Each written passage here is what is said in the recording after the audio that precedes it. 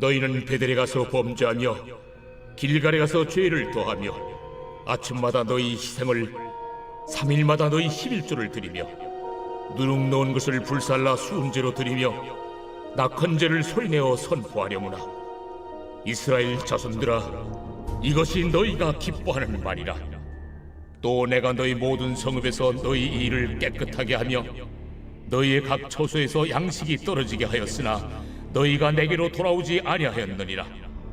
또 추수하기 석 달 전에 내가 너희에게 비를 멈추게 하여 어떤 성읍에는 내리고 어떤 성읍에는 내리지 않게 하였더니 땅 한 부분은 비를 얻고 한 부분은 비를 얻지 못하여 말랐음에 두세 성읍 사람이 어떤 성읍으로 비틀거리며 물을 마시러 가서 만족하게 마시지 못하였으나 너희가 내게로 돌아오지 아니하였느니라. 여호와의 말씀이니라. 내가 곡식을 마르게 하는 재앙과 깐부기 재앙으로 너희를 쳤으며 밭중이로 너희의 많은 동산과 포도원과 무화과 나무와 감람나무를 다 먹게 하였으나 너희가 내게로 돌아오지 아니하였느니라. 여호와의 말씀이니라. 내가 너희 중에 전염병 보내기를 애굽에서 한 것처럼 하였으며 칼로 너희 청년들을 죽였으며 너희 말들을 노략하게 하며 너희 진영의 악취로 코를 찌르게 하였으나 너희가 내게로 돌아오지 아니하였느니라. 내가 너희 중에 성을 무너뜨리기를 하나님이 내가 소돔과 고모라를 무너뜨린 같이 하였으므로 너희가 불붙는 가운데서 빼낸 나무 조각 같이 되었으나 너희가 내게로 돌아오지 아니하였느니라. 그러므로 이스라엘아, 내가 이와 같이 내게 행하리라. 내가 이것을 내게 행하리니 이스라엘아, 내 하나님 만나기를 준비하라. 보라, 산들을 지으며 바람을 창조하며 자기 뜻을 사람에게 보이며 아침을 어둡게 하며 땅의 높은 데를 밟는 이는 그의 이름이 만군의 하나님 여호와시니라.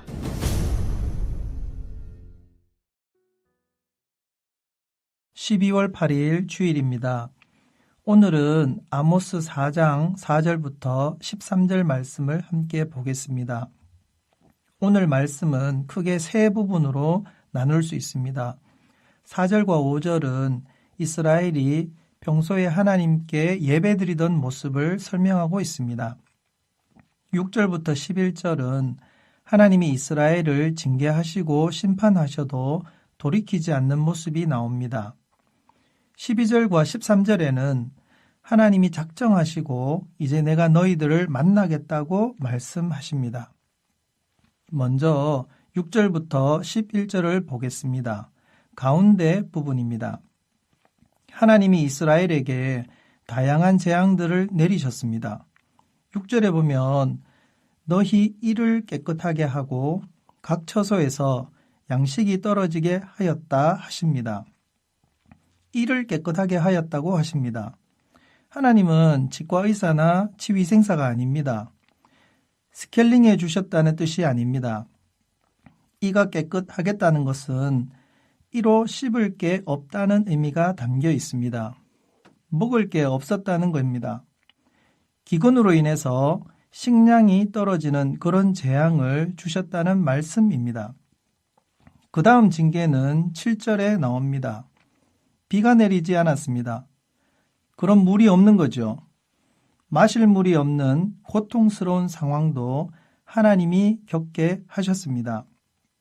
9절을 보면 곡식이 마르는 재앙과 깐부기 병이 든 재앙을 주셨다 하십니다. 혹시 밀이나 보리에 깐부기 병이 든 거 보셨습니까? 그 병이 들면 곡식을 제대로 추수할 수가 없게 됩니다. 그뿐만이 아닙니다. 밭중이, 큰 메뚜기 종류입니다. 큰 메뚜기 때가 와서는 열매가 열리는 나무의 잎을 다 먹어치우게 하였다고 하십니다. 그렇게 재앙과 병충해를 하나님이 보내시는 모습이 나옵니다. 10절에 보면 전염병과 전쟁이 나옵니다.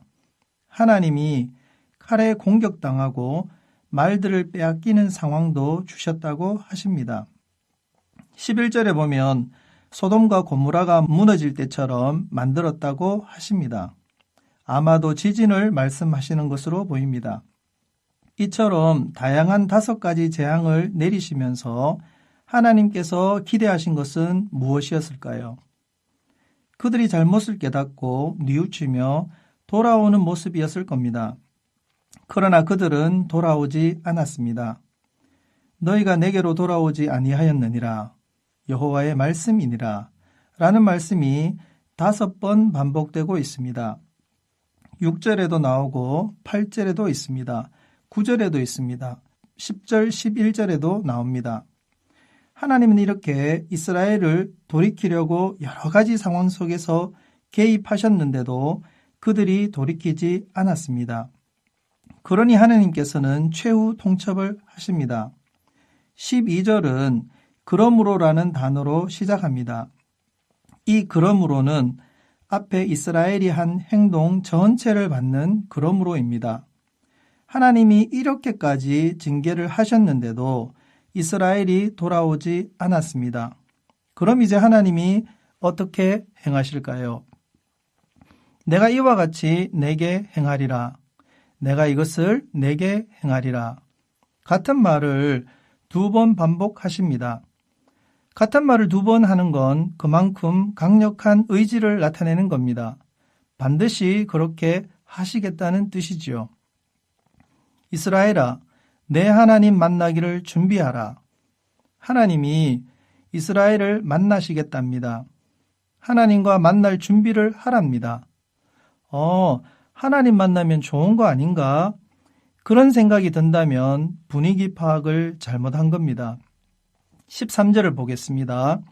보라, 산들을 지으며 바람을 창조하며 자기 뜻을 사람에게 보이신 하나님. 온 세상을 말씀으로 창조하신 능력자 하나님은 여러 예언자를 보내어 하나님 뜻을 이스라엘에게 분명히 알려주셨습니다. 그런데 이스라엘은 하나님 뜻을 끊임없이 거부하고 받아들이지 않았습니다. 그 결과 어떤 일이 일어나게 될까요? 13절 뒷부분을 보겠습니다. 아침을 어둡게 하며 창조의 하나님께서 태양을 만들어 온 세상을 밝게 하셨는데 그 아침이 어두워집니다. 땅의 높은 데를 밟는, 땅의 높은 곳은 산입니다. 그런데 하나님이 스스로 지으신 아름다운 산들을 다 밟아버리겠다고 하십니다. 분위기가 어둡습니다. 하나님이 이스라엘을 대면하시고 심판하실 것이기 때문입니다. 그러니 지금 하나님을 만날 준비를 하라는 것은 굉장히 두려운 선언입니다. 이제 심판의 날이 되었고 심판을 위해 하나님이 이스라엘을 만나겠다는 겁니다. 작정하고 심판하실 하나님은 너무나 두려운 하나님입니다. 사실 이스라엘은 이런 하나님을 만나고 싶지 않았을 겁니다. 그들이 기대한 하나님은 4절과 5절에서 추측할 수 있습니다. 이스라엘은 베델과 길갈에서 예배를 드렸습니다. 아침마다 희생제사를 드렸고 11조를 때마다 드렸고 수은제, 낙헌제 제사를 잊지 않았습니다. 이스라엘은 평소에 죄를 지으면서도 제사는 형식적으로 꼬박꼬박 드렸습니다. 이렇게 열심히 제사를 드린 이스라엘은 바라는 것이 있었습니다. 우리가 이렇게 제사 드렸으니까 하나님은 내 일에 간섭하지 말고 내가 알아서 적당히 할 거니까 현세의 복이나 많이 주십시오 하고 생각했을 겁니다.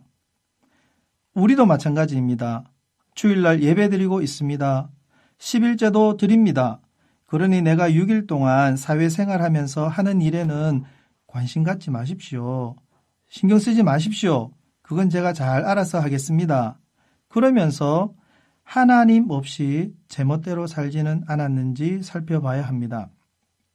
돌이키지 않는다면 심판하실 두려운 하나님과 대면하게 되리라는 아모스의 두려운 선포를 마음에 새기며 징계를 내리서라도 이스라엘이 하나님께 온전히 돌아오기를 바라신 하나님의 마음을 깊이 깨닫는 오늘 하루가 되시길 바랍니다. 기도하겠습니다. 하나님이 꾸짖고 징계하시면 그 이유를 잘 깨달아 돌이키는 은혜가 있게 하옵소서. 하나님을 진정 사랑하고 바르게 예배하는 하루가 되게 하옵소서. 예수님 이름으로 기도합니다. 아멘. 1. 오심 기도. 하루 5번 마음을 다해 드리는 기도. 나는 죽었습니다. 제가 주인이 아니고 예수님이 저의 주인이십니다. 예수님은 십자가에서 죽으시고 부활하셨습니다. 부활하신 예수님을 가슴으로 만나서 따라가며 간증합니다. 사랑하는 가족과 함께 영광스러운 승리를 노래합니다.